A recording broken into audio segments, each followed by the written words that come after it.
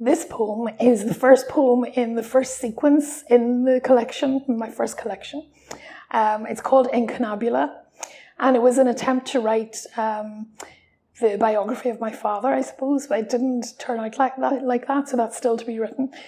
But in this one, I'm thinking about my childhood. And the word incunabula refers to early books, particularly anything published before 1501, but it also comes from the Latin word for cradle, cuna.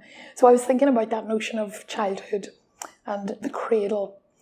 So it's called Incunabula 1.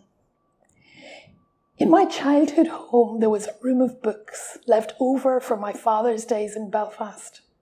They were toys to us. In hard linen jackets of primary reds and greens, they were building blocks in the spare room, the one not needed yet for children. Its bare shell walls smelling thrillingly of plaster and of possibility. Not a library, but piled haphazardly on the floor, they were a magic mountain in our eyes.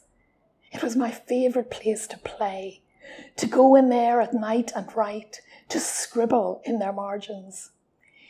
It was as if he no longer needed them. Those that made it onto shelves in later years were paperbacks and full of optimism. Carnegie's How to Win Friends and Influence People, Teach Yourself to Swim, Teach Your Child to Read, How to Lay a Lawn, and then a big, regal-looking book propped up and hidden in a velvet-lined box that I was not supposed to find, and that would eventually be lost, like all the others, on how to make the perfect Catholic marriage.